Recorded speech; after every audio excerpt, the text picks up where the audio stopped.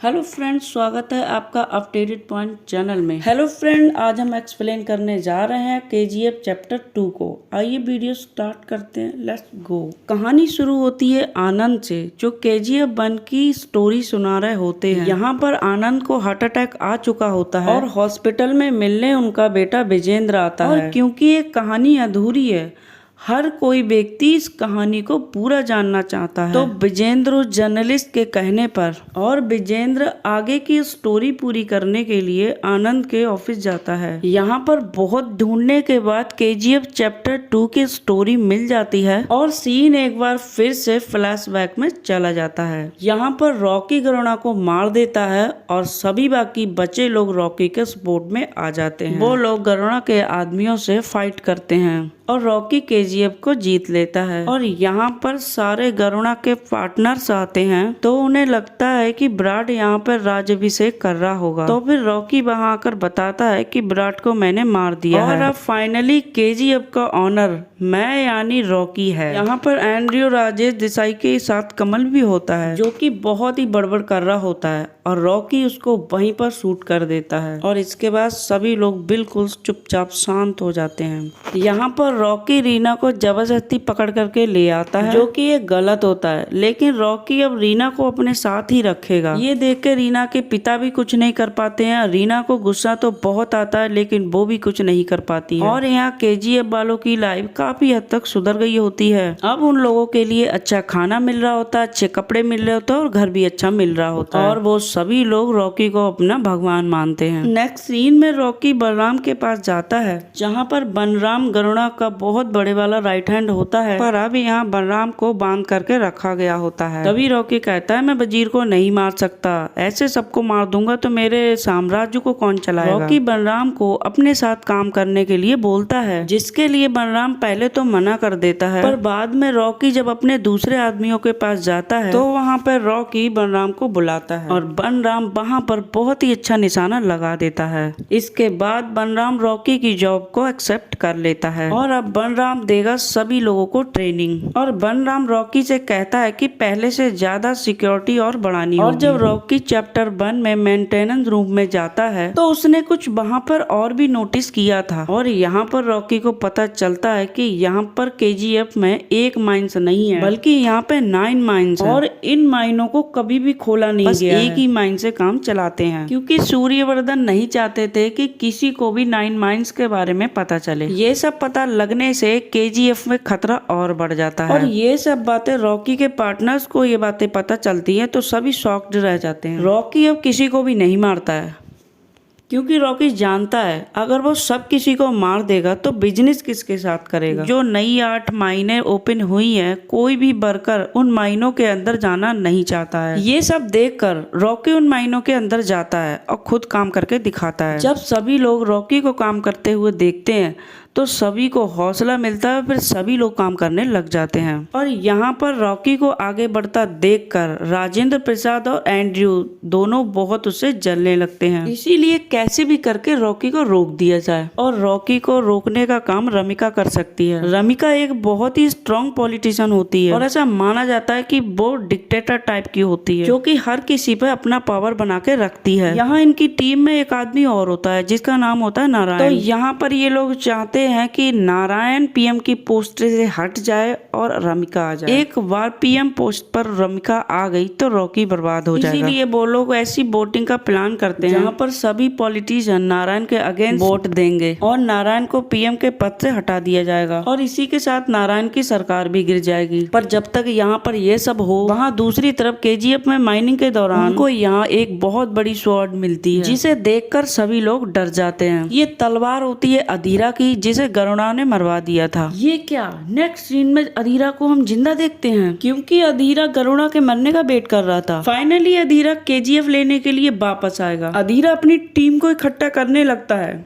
और केजीएफ के आउटपोस्ट 1 पर अटैक कर देता है। इस दौरान वहाँ पे मौजूदा सारे लोग मारे जाते हैं और इसके बाद अधीरा वहाँ से निकल जाता है। ये उसके लिए बस एक शुरुआत होती है और अब यहाँ कोई भी केजीएफ से बाहर सोने का ट्रक लेके निकलेगा तो अधीरा उसे मार देगा। यहाँ पर जो पार्टनर्स होते हैं वो भी अधीरा से मिल जाते हैं और अब उनका प्लान ये होता है कि केजीएफ से बाहर रॉकी को लेके आए। इसके लिए वो जानबूझकर राजेंद्र प्रसाद को मार देते हैं। रीना अपने पिता की मौत की खबर सुनकर केजीएफ से बाहर निकल जाती है अपने पिता से मिलने के लिए और ये बात रॉकी को पता चलता है तो रॉकी भी उसके पीछे पीछे निकल जाता है। आगे जाके रीना को किडनैप कर लिया जाता है और अब रीना अधीरा के लोगों के पास होती है। यहाँ पर रॉकी रीना को बचाने के लिए जाता है और यहाँ पर बहुत ही अच्छा एक्शन सीन होता है और अभी यहाँ पर अधीरा रॉकी के ऊपर दूर से निशाना लगा के रखता होता है। रॉकी को वो शूट भी कर देता है। मौका मिलने के बावजूद भी वो रॉकी को जान से नहीं मारता। अधीरा ने देखा है केजीएफ के लोगों के दिल में रॉकी के लिए इज्जत और बहुत प्यार है और अधीरा चाहता है कि रॉकी टूटी फूटी हालत में जब केजीएफ वापस जाएगा तो सबका विश्वास टूट जाएगा और अब रॉकी घायल हालत में जब केजीएफ जाता है तो सभी का विश्वास सच में टूट जाता है। यहाँ मुंबई में सेठी और बाकी सारे दूसरे लोग जो रॉकी से नफरत करते थे वो लोग रॉकी के सपोर्टर को जानबूझकर मरवा देते हैं। ये सब देखकर सभी लोग बहुत डर जाते हैं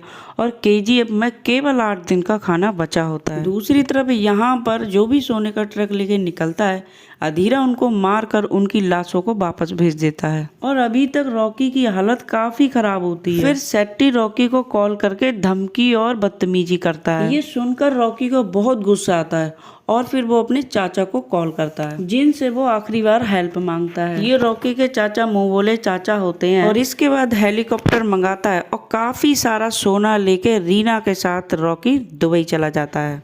ये देखकर केजीएफ में रहने वाले लोगों को लगता है कि रॉकी डरकर भाग गया है पर असली ये होता है कि रॉकी खलील से मिलने दुबई जाता है। फिर रॉकी खलील से मीटिंग करता है, बिजनेस करने के लिए ऑफर देता है क्योंकि अफ्रीका से सारा सोना डायरेक्टली इंडिया लेकर आएगा। पहले तो खलील मना कर देता है क्योंकि रॉकी की अपनी हालत भी बहुत खराब होती है। खलील को भी ये पता चलता है कि रॉकी ने अपने चाचा से बात करके अपने दूसरे लोगों को बुला के उन सारे लोगों को मरवा दिया है जो मुंबई में खलील के सपोर्टर थे। और फिर खलील जिन गार्ड को अपना समझ रहा था उनमें से आधे गार्ड रॉकी के थे और फिर रॉकी खलील से डील फिक्स करके वापस केजीएफ आता है और बनराम से कहता है सारे ट्रक्स बाहर निकालो। यहाँ दूसरी तरफ अधीरा रॉकी का वेट करता है और उसको पता चलता है कि रॉकी वापस आ गया है और उसके पीछे ट्रक्स भी हैं। अधीरा के सभी लोग रॉकी की तरफ निशाना लगा देते हैं। फिर क्या होता है ट्रक के अंदर से रॉकी के बहुत सारे आदमी निकलते हैं और अधीरा के लोग उनके सामने नहीं टिक पाते हैं और बहुत सारे लोग मारे जाते हैं और इस तरह अधीरा की हार होती है। लेकिन रॉकी अधीरा को यहाँ पर छोड़ देता है और रॉकी नारायण की सरकार गिरने से भी बचा लेता है अलग अलग पॉलिटिशियंस को धमकी दे करके। इसके बाद रॉकी मुंबई जाके सेट्टी को भी मार देता है और अब रॉकी का बहुत ज्यादा बिजनेस बढ़ गया होता है क्योंकि वो लगातार 9 माइन से सोना निकालता है। इस तरह से कुछ साल निकल जाते हैं। अब टाइम आता है अगले इलेक्शन का। नारायण जाकर रॉकी से मिलता है और रॉकी से कहता है कि रमिका को मारना होगा और वो कहता है रमिका अगर जिंदा रही तो केजीएफ को बर्बाद कर देगी। रॉकी कहता है कि मैं बच्चों और औरतों पर हाथ नहीं उठाता हूँ। अगर किसी औरत को गुस्सा आ रहा है उसको मारने की बजाय या डांटने की बजाय उससे हाथ जोड़ करके बात कर लीजिए। और इसके बाद इलेक्शन का रिजल्ट आ जाता है। फाइनली रमिका जीत जाती है और अब रमिका के जीतते ही कुछ लोग रमिका के पास आते हैं और केजीएफ के बारे में और रॉकी के बारे में सारी स्टोरी सुनाते हैं और अब हमें ये पता चलता है कि इतने सालों में रॉकी ने केजीएफ में बहुत ज्यादा हाई लेवल पर डेवलप कर दिया है और केजीएफ में रहने वाले लोग जो कीड़े मकोड़ों की तरह रहते थे अब वो काफी अच्छे से अपनी जिंदगी जी रहे हैं क्योंकि उनके पास भी अब अच्छे घर होते हैं। ये सब सुनकर रमिका कहती है कि कुछ भी करो इंडिया में रेड डालो और रॉकी के खिलाफ कहीं से भी प्रूफ लेके आओ और रॉकी को गिरफ्तार करो। इसके लिए रमिका एक स्पेशल टीम बनाती है। यहाँ हम आनंद को देखते हैं, वही आनंद जो केजीएफ फर्स्ट की स्टोरी सुना रहा होता है, जो छिप करके केजीएफ के फोटो लेता है। आनंद को रॉकी के आदमी पकड़ लेते हैं और रॉकी के सामने ले जाते हैं।